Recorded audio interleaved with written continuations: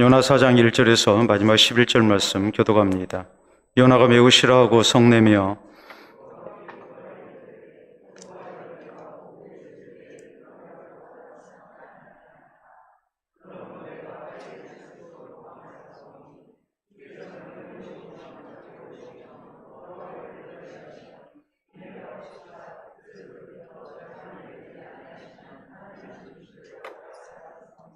여호와여, 원하건대 이제 내 생명을 거두어 가소서. 사는 것보다 죽는 것이 내게 나음이니이다 하니,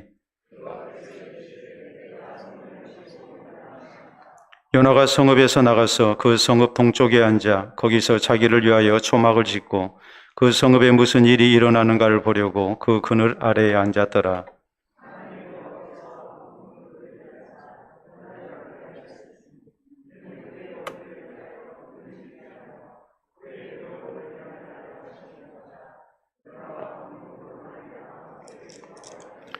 하나님이 벌레를 예비하사 이튿날 새벽에 그 박넝쿨을 갉아먹게 하심에 시드니라.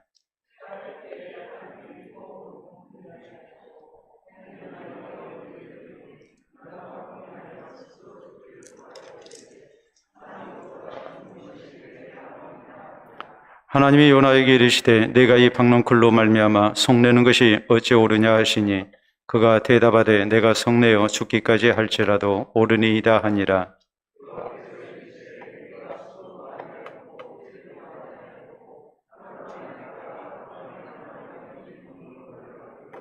하물며 이 큰 성읍 니느웨에는 좌우를 분별하지 못하는 자가 12만여 명이요 가축도 많이 있나니 내가 어찌 아끼지 아니하겠느냐 하시니라.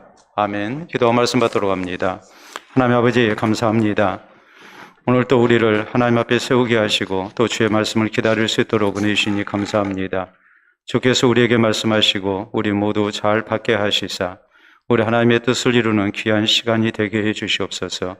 유혹의 욕심을 따라 썩어져가는 구습을 따르는 이 사람을 벗어버리게 하시고 오직 심령으로 새롭게 되어 하나님을 따라 우리가 살기를 힘쓸 수 있도록 하시사 우리 하나님께 기쁨되는 주의 사랑하는 성도들 되게 하시고 새 사람 될 수 있도록 인도해 주시옵기를 원합니다. 오직 주의 말씀 앞에 아멘하게 하시고 또한 순종하게 하시사 말씀을 통하여 우리를 새롭게 하시고 빚으시기를 원하시는 주의 뜻에 온전히 우리가 복종하게 하시고 하나님께서 기뻐하시는 사람으로 살아갈 수 있도록 역사하여 주시옵소서. 이 시간도 하나님 앞에 귀한 일물 드린 손길들 기억해 주시옵소서.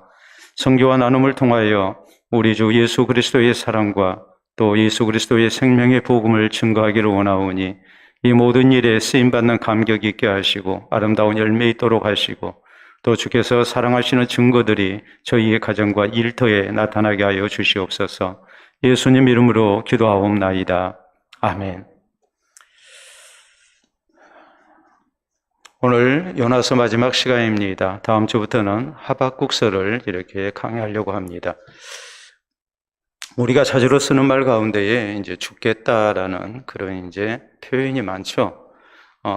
기분이 좋아서 죽겠고, 또 기분이 나빠서 죽겠고, 배가 불러서 죽겠고, 또 배가 고파서 죽겠고, 또 잠이 너무 쏟아져서 죽겠고, 또 잠이 안 와서 죽겠고, 우리는 매사의 모든 일에 죽겠다는 말을 잘 사용합니다.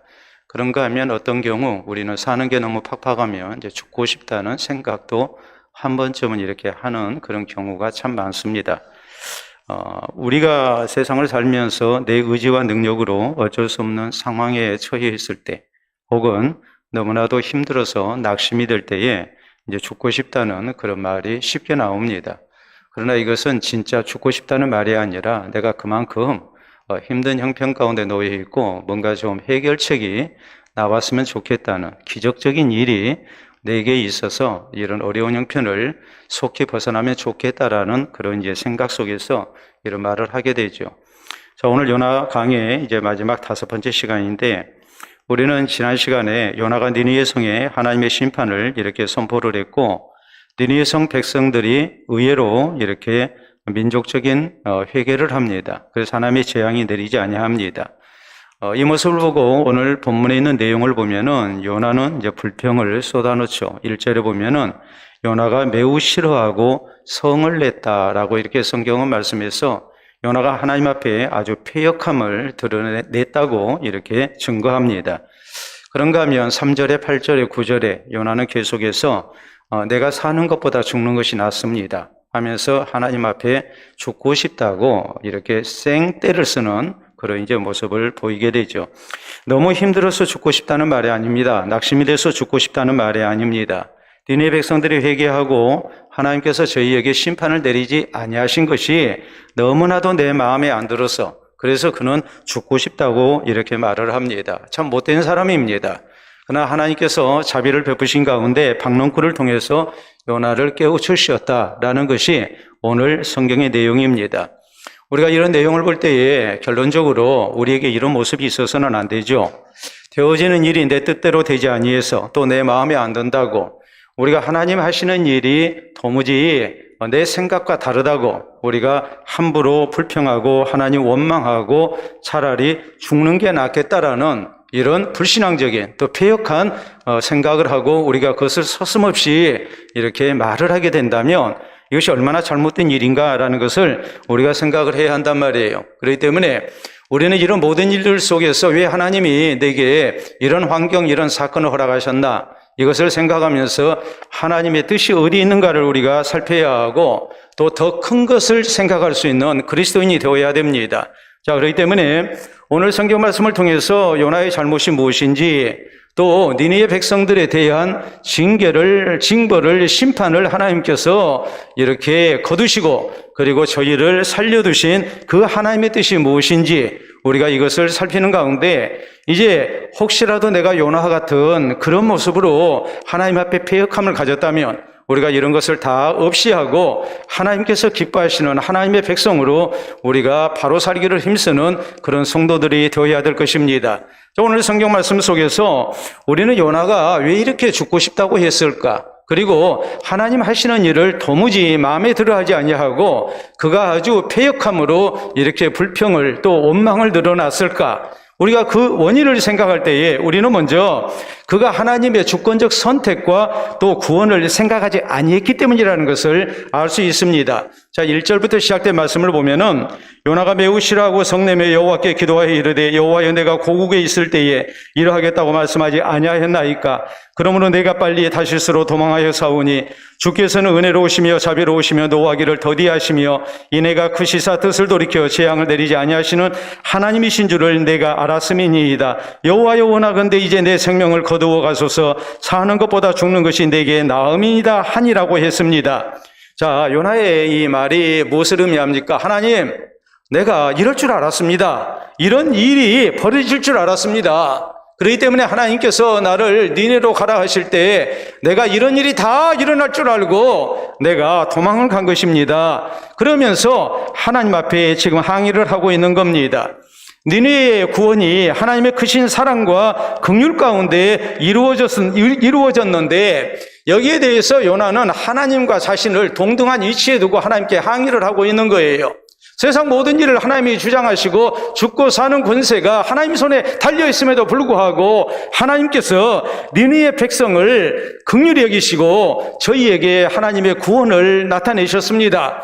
그러면 이 모든 일은 하나님이 하신 일이기 때문에 내 생각이 이해도 안 되고 내 마음에 들지 아니한다 할지라도 나는 하나님을 하나님으로 인정하고 하나님의 이 절대적 주권 앞에 또 하나님의 구원 앞에 나는 순복합니다라는 신앙의 자세가 있어야 되는데 요나는 그리하지 아니한 겁니다. 순전히 사람의 판단 속에서 이 모든 일에 대한 자신의 불평을 지금 늘어놓고 있는 겁니다.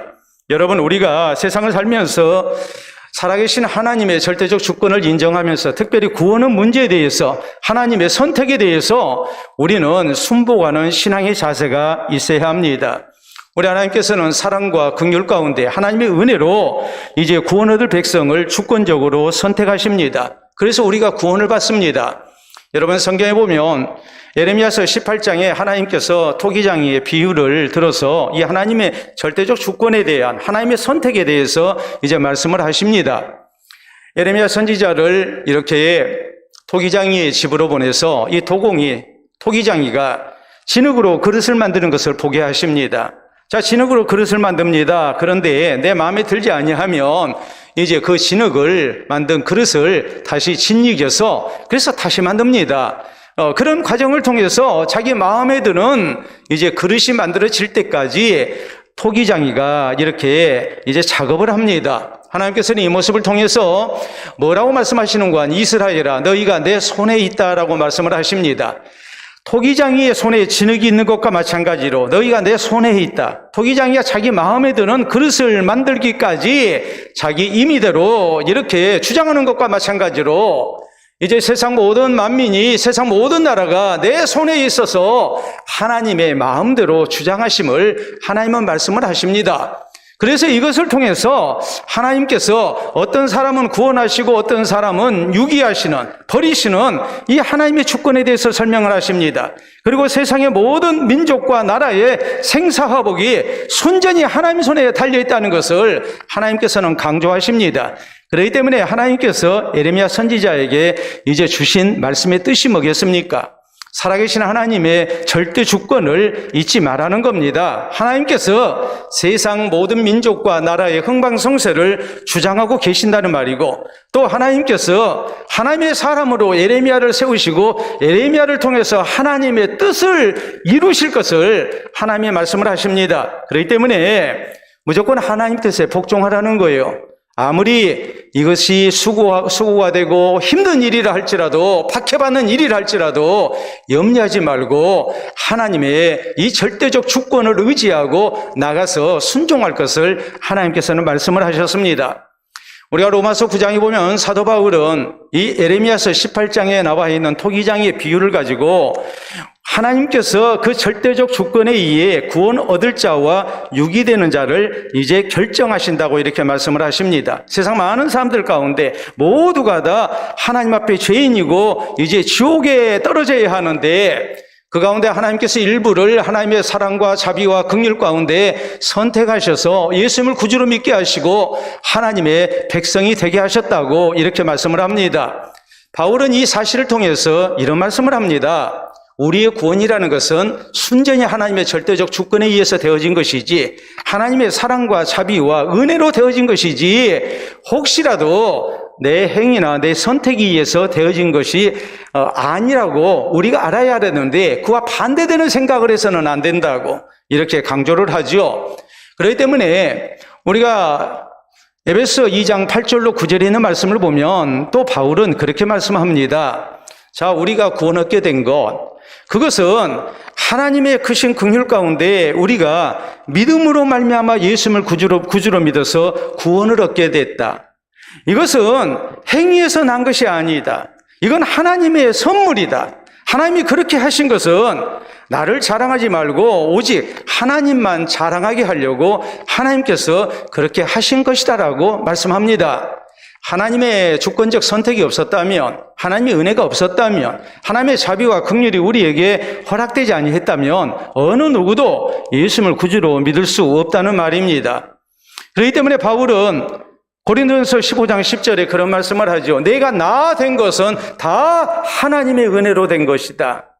내가 예수님을 구주로 믿고 다른 사도들보다도 더 많이 수고하고 헌신했는데, 이런 모든 것은 내 의지에 의해서, 내 헌신에 의해서 이루어진 것이 아니고 온전히 하나님의 은혜로 인해서 되어진 것이라고, 하나님의 은혜에 감사하고 하나님의 은혜를 높이고 하나님 앞에 영광을 돌려드리는 아름다운 신앙 고백을 하고 있습니다. 그렇기 때문에 오늘 우리가 구원 얻는 것이 절대적으로 하나님의 주권에 의해서 되어진 사실이라는 것을 잊지를 말아야 합니다. 저 사람이 내 마음에 들어서 구원받을 만하고 내 마음에 안 드니까 저 사람은 구원받아서 안 되는 사람이라고 우리가 생각해서는 안 된다는 말입니다. 아무리 내 마음에 안 든 사람이라 할지라도 하나님의 주권적 선택이 있다면 그는 언젠가 구원받을 사람입니다. 우리가 그 사실을 잊지 말아야 합니다. 여러분, 자, 사진 하나 보도록 합니다. 여러분 사진을 보시게 되면 우리에게 친숙한 인물이 나오죠. 누굽니까?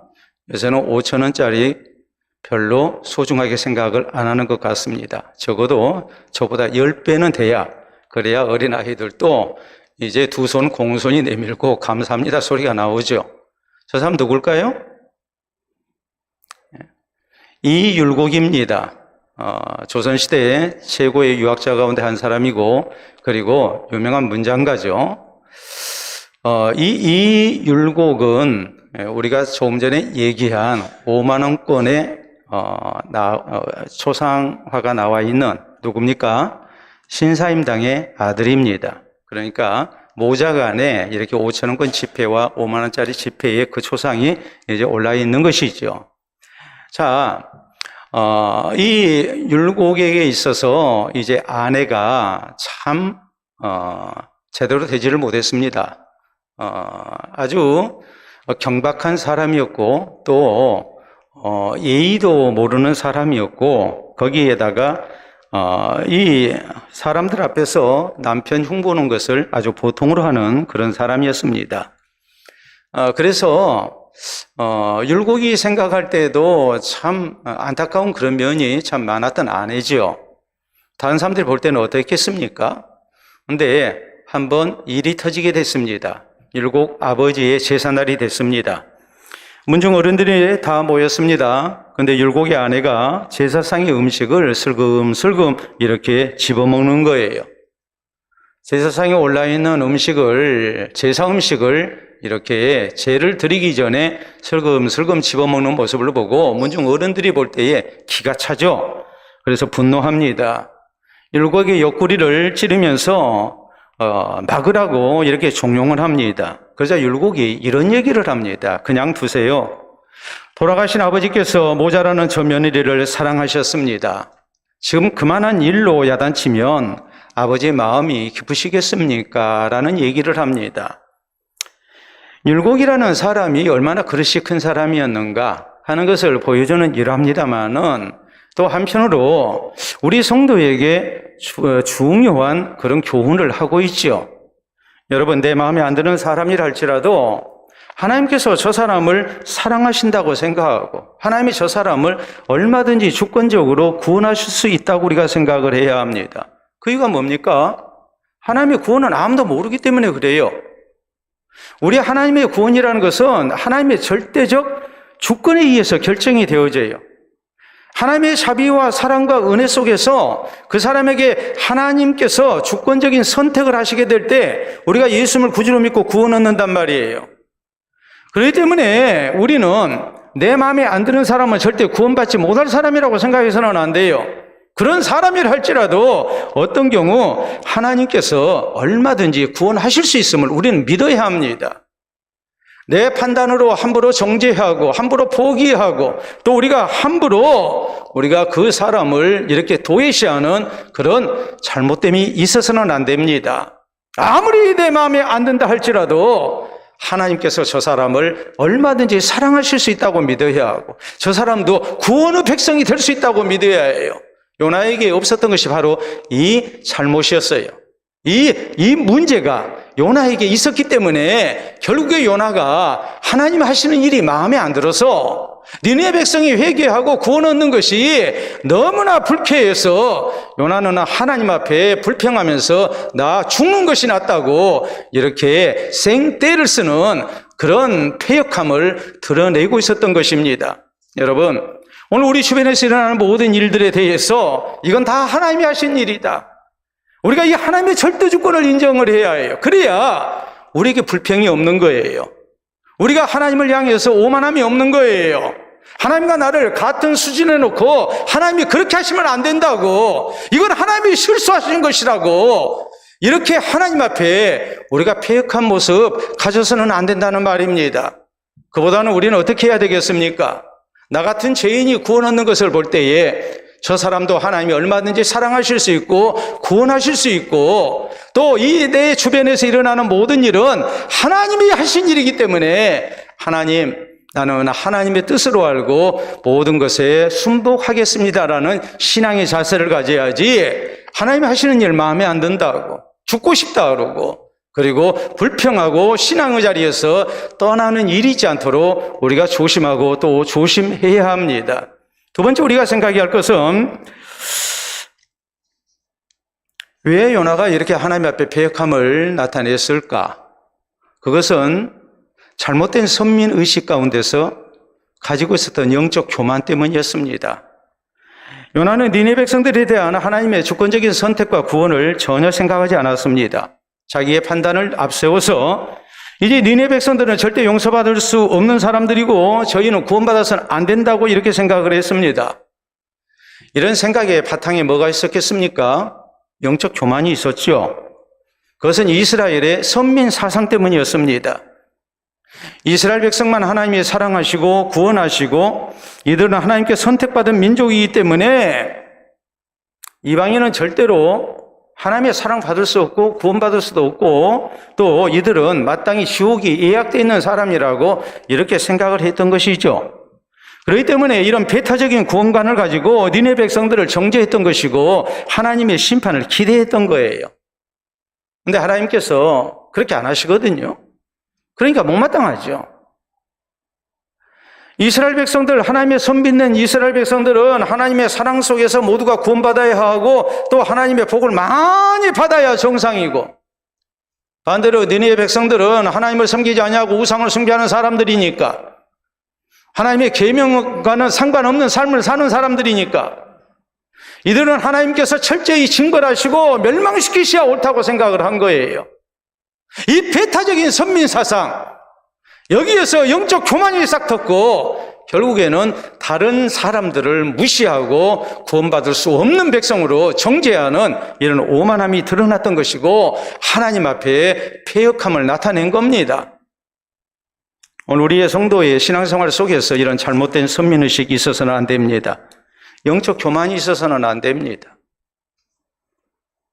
우리 하나님께서 이삭의 쌍둥이 아들 야곱과 에서를 놓고 야곱은 하나님께서 택하시고 에서는 버리셨습니다. 여러분, 여기서 우리가 잘 생각해야 합니다.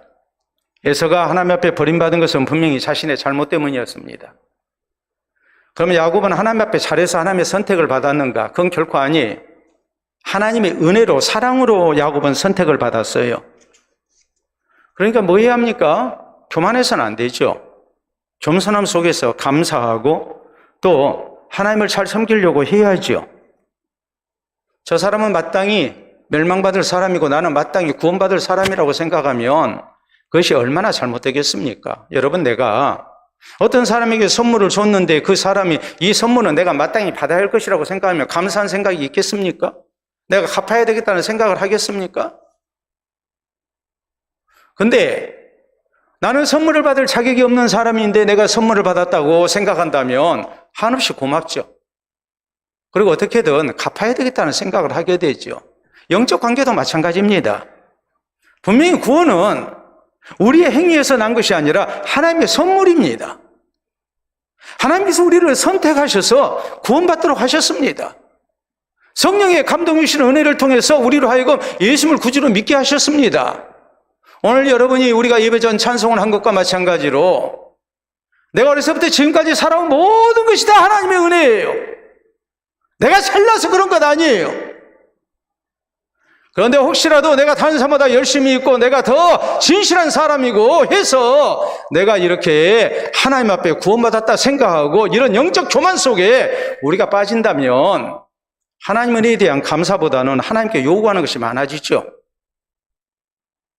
그러는 가운데 우리는 다른 사람을 정죄하고 배타적인 선민관 속에서 우리의 신앙이 잘못되기 시작합니다.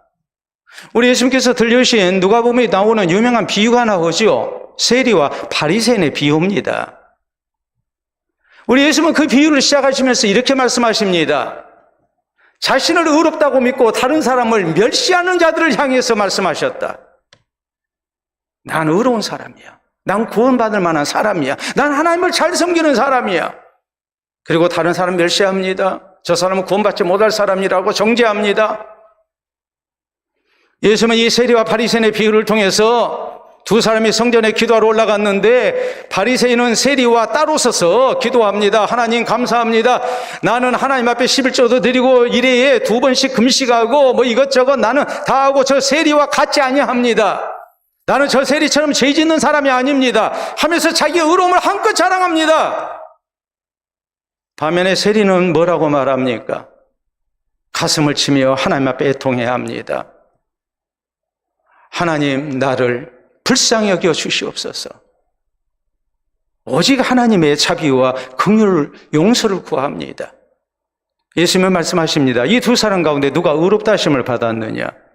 바리새인이 아니라 세리였다. 사람 눈으로 볼 때는 바리새인이 의로운 사람이지요. 자랑만 하죠. 그가 하나님 앞에서 기도하면서 거짓말했습니까? 그가 11조 안 하면서 11조 했다고 했습니까? 그가 일에 2번 금식 안 하면서 금식했다고 했습니까? 그가 죄 짓고 살면서 죄 안 짓고 살았다고 그렇게 자부했습니까? 세리와 똑같은 삶을 살면서 나는 세리와 같지 아니함을 감사합니다라고 그렇게 자신을 포장했습니까? 그는 하나님 앞에 진실된 기도를 했습니다. 그러나 문제는 그는 자기의 의로움을 자랑했습니다. 하나님의 은혜를 고백하지 않습니다. 그리고 다른 사람은 정죄합니다. 이 잘못된 선민의식, 이 배타적인 민족관 속에서 오만함으로 무장된 사람이었는지라 하나님 앞에 바른 신앙의 자세를 갖지 못했던 것입니다. 요나도 그랬습니다. 그렇기 때문에 우리 성도는 이런 오만함이 있지 않도록 해야 합니다. 혹시라도 나의 의로움으로 내가 하나님 앞에 구원받았다는 이런 영적 교만이 우리에게 있어서는 안 됩니다. 잘못된 선민의식이 우리에게 있어서는 안 됩니다. 로마서 10장에 있는 말씀을 보면 성경은 우리에게 말씀하십니다. 우리가 예수님을 구주로 믿어서 구원 얻는 것은 유대인이나 헬라인이나 차별이 없다. 로마서 10장 13절에 있는 말씀을 보면은 누구든지 주의 이름을 부르는 자는 구원을 받으리라라고 말씀합니다. 누구든지 예수님을 구주로 믿기만 하면 다 구원 얻어요. 하나님이 누구든지 은혜를 주시면 그 사람도 나처럼 다 예수님 구주로 믿고 구원받는 백성이 돼요. 여러분, 초등학교 때 성적이 고등학교 3학년 때까지 계속 연결될 것이라고 믿는 사람 없을 것입니다. 아무리 초등학교 때 공부를 잘했다 할지라도 계속 노력하지 않으면 그 성적을 유지할 수가 없고 결국에는 대학 입시에 실패를 할 수도 있겠죠. 반면에 초등학교 때 공부를 좀 취미가 없어서 열심히 안 했다 할지라도 중학교, 고등학교 올라가서 열심히 공부한 그런 학생은 분명히 좋은 성적을 갖게 될 거예요. 그렇기 때문에 초등학교 성적을 가지고 그 아이의 장래를 다 이렇게 판단을 해버린다면 그것은 참 어리석은 일이 될 것입니다. 옛말에도 젊은 거지는 박대해서는 안 된다고 그랬거든요. 거지가 뭐가 될지 모르니까. 실제 중국의 명나라를 세운 주원장은 거지 대장이었습니다. 그런데 그 사람이 중국의 황제가 됐습니다. 사람의 장래를 어떻게 우리가 마음대로 판단할 수 있겠습니까? 그런데 우리의 구원의 문제도 신앙의 문제도 마찬가지입니다. 먼저 된 자가 얼마든지 나중될 수 있고 나중된 자가 얼마든지 먼저 될 수 있는 것이 신앙 세계의 법칙입니다. 그렇기 때문에 우리는 잘못된 선민의식 속에서 나는 높이고 다른 사람은 무시하는, 정죄하는 이런 모습이 우리에게 있어서는 안 된다는 말이에요. 함부로 우리가 다른 사람 정죄하고 저의 구원을 포기하는 그런 모습이 있어서도 안 된다는 말이에요. 얼마든지 그 사람에게 하나님의 은혜가 주어지면 구원을 얻을 수 있음을 우리는 굳게 믿어야 해요. 그리고 우리는 뭐 해야 합니까? 내가 하나님 앞에 구원받은 것을 감사하면서 우리는 누구에게든지 주의 복음을 증거할 수 있어야지 저 사람은 구원받지 못할 사람 하고서 함부로 정죄하고 포기하는 잘못이 있지 않도록 해야 합니다. 요나의 잘못이 그것이었습니다. 우리 이스라엘 민족은 마땅히 구원받아 마땅한 민족이고 니느웨 백성은 절대로 구원받지 못할 사람으로 간주를 했기 때문에 결국에 니느웨 백성에게 하나님의 심판이 시행되지 아니할 때에 하나님을 향해서 불평을 터뜨린 겁니다.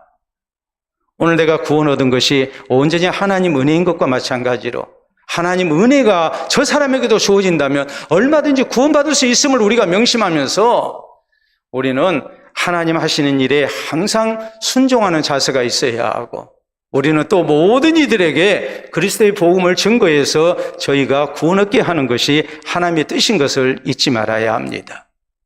그리고 이 하나님 앞에 우리가 죽고 싶다고 말하는 사람이 아니라 하나님 하시는 일, 내가 이해할 수 없지만 나는 하나님의 선하심을 믿습니다 하고 우리가 오직 아멘하고 감사하고 또 내게 주신 은혜를 우리가 생각하면서 또 다른 사람에게도 이런 하나님의 은혜가 주어지기를 소망하는 모습으로 살아야지 혹시라도 다른 사람 구원 얻는 것 때문에 하나님의 이 주권적인 은혜 때문에 우리가 불평하고 원망하는 일이 있지 않도록 우리가 조심하고 또 조심해야 할 것입니다. 우리가 또 하나 생각할 것이 있습니다. 그것은 뭐냐면 요나가 이렇게 불평하는 원인이 무엇일까요? 그것은 생명을 사랑하는 마음이 없었기 때문에 그런 거예요.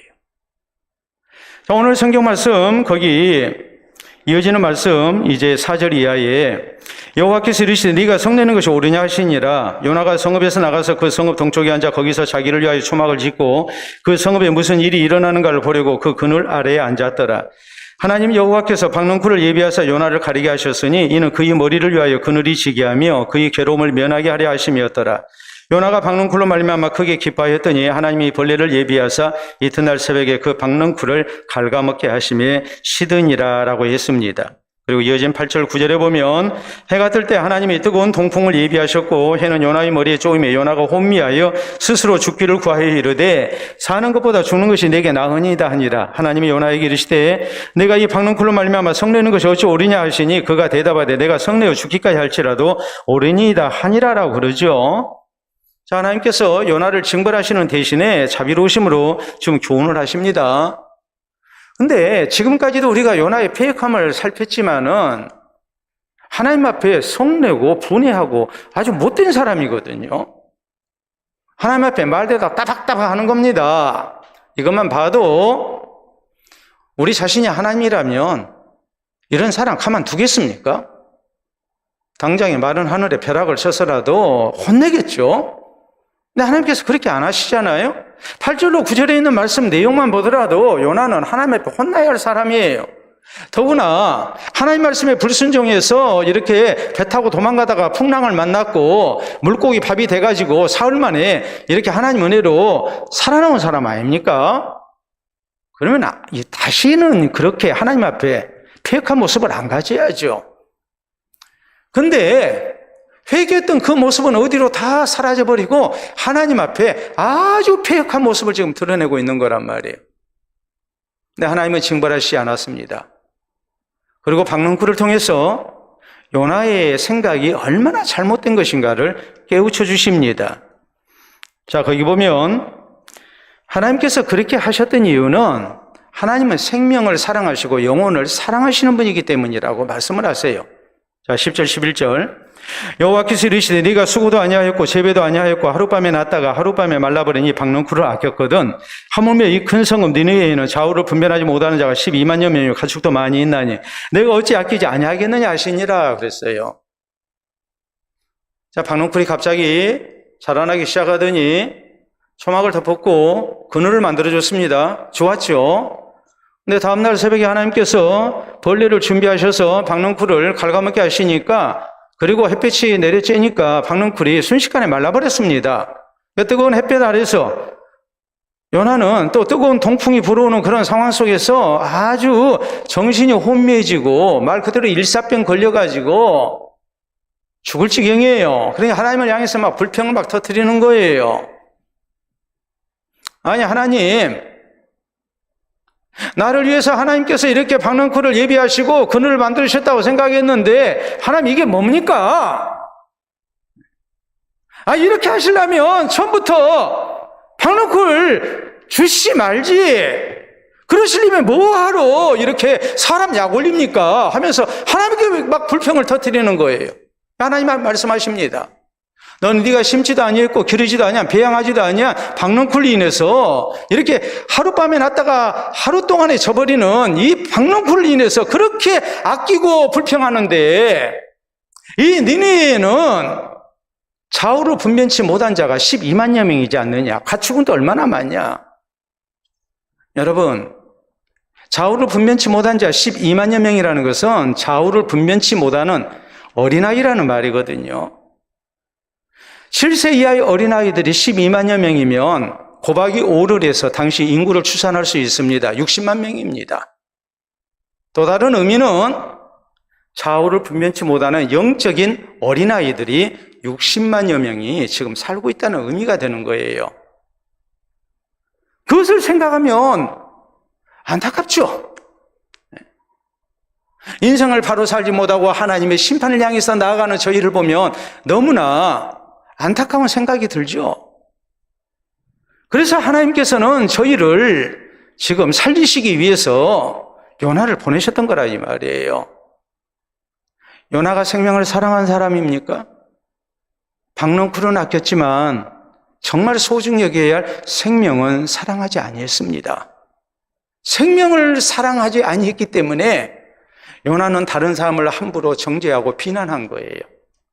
하나님이 니느웨 백성을 살리시는 것을 못마땅히 한 거예요. 그리고 하나님 앞에 불평을 터뜨리고 패역함으로 일관한 거예요. 죽고 싶다고 한 거예요. 오늘 우리가 가져야 할 신앙의 자세가 무엇일까요? 하나님께서 생명을 사랑하시는 그 마음을 우리가 가져야 한다는 사실입니다. 성경 요한복음 3장 16절에 말씀하십니다. 하나님이 세상을 이처럼 사랑하사 독생자를 주셨으니 이는 그를 믿는 자마다 멸망하지 않고 영생을 얻게 하려 하십니다. 하나님이 우리를 사랑하시기 때문에 예수님을 세상에 보내셔서 구원하셨다고. 우리 예수님은 천하보다도 귀한 것이 사람의 생명이라고 우리 주님은 말씀을 하셨습니다. 그만큼 우리 생명이 소중하다는 말이고 우리도 다른 사람의 생명을 소중히 여겨야 한다는 말이에요. 그리고 복음을 전해야 한다는 말이에요. 우리 예수님께서는 당시에 천대받았던 멸시받았던 사람들, 장애인, 병자, 죄인 이들도 사랑하시고 구원하셨습니다. 예수님의 들려주신 비유 가운데 돌아온 아들의 비유가 있습니다. 집 나간 아들이 돌아왔을 때 아버지는 잃었다가 다시 찾은 아들이라고 부릅니다. 나 형은 이 동생을 동생이라고 부르지 않고 아버지 아들이라고 부릅니다. 집 나가서 시원했는데 또 골칫덩어리가 돌아왔다고 합니다. 생명에 대한 존중심이 없었기 때문에 그런 말을 한 것입니다. 여러분, 우리가 하나님 앞에 합당한 모습으로 살려면 우리도 생명을 소중히 여겨야 해요. 귀한 영혼들을 우리가 소중히 여기고 저희를 살리는 일에 우리가 항상 힘을 써야 해요. 그럴 때 우리는 내 마음에 안 든 사람까지도 귀히 여길 수 있어요. 그리고 저에게 예수 그리스도의 복음을 증거하는 가운데 구원 얻는데 우리가 같이 수고할 수 있어요. 메틀리 목사님의 유명한 일화가 있습니다. 메틀리 목사님이 하루는 창가에서 이렇게 노래하는 새를 보고 먹이를 줬습니다. 먹이를 줬더니 이 새가 몇 번 쪼아먹더니 날아가 버리는 거예요. 그래서 목사님이 속으로 생각하시기를 새가 내가 무서웠나 보다. 위협을 느끼고 그리고 도망가 버렸다라고 생각했습니다. 근데 아니었습니다. 조금 지나고 나니까 새가 여러 마리를 같이 데리고 온 겁니다. 같이 나눠 먹는 겁니다. 그 모습을 보고 목사님은 교회에서 그렇게 설교하셨습니다. 새도 모이를 봤을 때에 혼자 먹지 아니하고 동료들을 데리고 와서 나눠 먹는데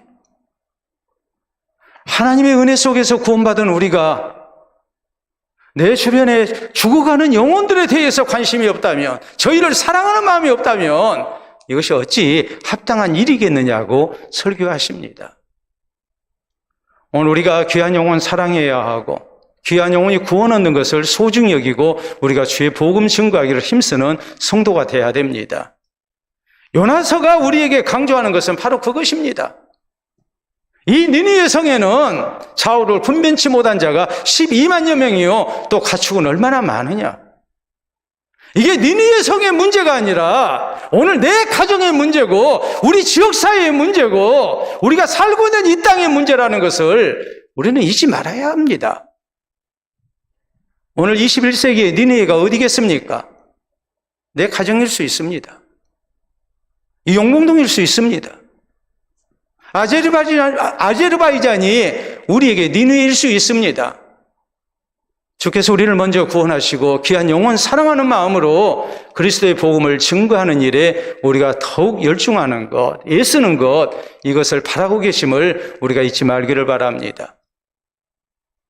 우리가 조금 전에 불렀던 찬송 305장 나 같은 죄인 살리신이라는 이 유명한 찬송은 우리가 잘 아는 존 뉴턴 목사님이 이렇게 작시한 찬송입니다. 존 뉴턴 목사님은 아주 방탕한 사람이었고 그는 노예 상인이었습니다. 도저히 구원받을 수 없는 사람이었습니다. 이런 사람이 하나님의 은혜로 구원을 받았습니다. 그리고 목사님이 됐습니다. 존 뉴턴 목사님의 전도의 대상은 누구였냐면 다른 사람이 아닌 죄인들이었습니다. 실제 죄인들을 찾아다니면서 감옥에 죄수들을 찾아다니면서 그리스도의 복음을 증거했습니다. 왜냐하면 저희에게도 얼마든지 하나님의 구원이 있다고 믿었기 때문입니다. 모든 영혼들을 사랑하면서 하나님의 절대적 주권 속에 하나님의 은혜가 주어진다면 다 구원받을 수 있다고 믿었습니다. 잘못된 영적 교만 속에 그는 빠지지 않았습니다. 그리고 이 아름다운 찬송시를 이제 작시한 가운데 우리에게 귀한 영혼, 구원받은 우리 영혼들이 아직 구원받지 못한 사람들에게 예수 그리스도의 복음을 증거해야 함을 외친 겁니다. 존 뉴턴 목사님이 남긴 유명한 말이 있습니다. 우리가 다 몇 번 들어본 내용입니다. 우리가 장차 천국에 가면 깜짝 놀랄 일이 세 가지가 있을 것이다. 먼저는 절대로 구원받을 수 없다고 생각했던 사람이 천국에 와 있는 것을 보고 놀랄 것이다 그랬어요. 두 번째는 꼭 천국에 올 줄 알았던 사람이 오지 않은 것을 보고 우리는 놀랄 것이다 라고 그랬어요. 그리고 세 번째는 내가 천국에 와 있다는 사실이 놀랄 일이 될 것이라고 했습니다. 저도 그렇게 믿습니다. 우리가 천국에 가면 분명히 우리는 이 세 가지 사실 때문에 놀랄 것입니다. 사랑하는 성도 여러분, 오늘 요나서 강해를 마치면서 우리 하나님께서 요나의 패역함을 통해서 또 살아계신 하나님의 자비로우심을 통해서 우리에게 주시는 교훈이 뭘까요? 우리는 분명히 명심해야 합니다. 이 세상 되어지는 모든 일, 우리의 구원의 문제는 절대적인 하나님의 주권에 의해서 결정이 되어집니다. 내가 구원 얻은 것 절대 내 의로움 때문에 구원 얻은 것 아닙니다. 순전히 하나님 은혜에 의해서 구원 얻은 겁니다. 그러므로 영적 교만 속에 빠져서는 안 됩니다. 그 누구든지 예수님을 구주로 믿기만 하면 구원받을 수 있습니다. 이 영혼들을 우리가 사랑해야 합니다. 이 영혼들을 위해서 기도하고 우리가 이 영혼들에게 예수 그리스도의 복음을 증거하는 일을 우리가 소홀히 해서는 안 됩니다. 그래서 우리가 함께 구원 얻어 하나님 나라에 이르는 영광을 우리가 얻도록 해야 합니다. 우리 모두가 다 바른 신앙생활을 통해서 장차 하나님 나라의 영광을 찬미하는 입술들이 되어야 될 것이요. 또 우리를 통해서 더 많은 영혼들이 함께 하나님 나라 들어가고 또 함께 하나님을 찬송하는 아름다운 은혜가 우리 모두에게 있기를 바랍니다. 우리 함께 기도합니다. 오늘 주신 말씀 생각하면서 나에게 하나님이 가라 하신 니느웨가 어디인가를 생각해 봅시다. 니느웨가 멀리 있는 것이 아니라 바로 내가 살고 있는 내 가정일 수도 있고 내 직장일 수도 있습니다. 내가 만나는 사람일 수도 있습니다. 하나님의 주권적 선택에 의해서 구원받았음을 감사하면서 행여라도 영적 교만에 빠지지 않게 하여 주시옵소서. 그리고 귀한 영혼 하나님의 마음으로 사랑하게 하시고 저희를 위해서 기도하며 또 복음을 전하고 또 섬기는 삶을 살게 하여 주십시오. 살게 해달라고. 그래서 귀한 영혼 구원 얻는 아름다운 역사가 있게 해달라고. 니느웨에 가서 나를 니느웨로 보내신 하나님의 소명을 이루는 삶을 살게 놓으라고 우리 모두 하나님 앞에 기도로 다짐할 수 있기를 바랍니다.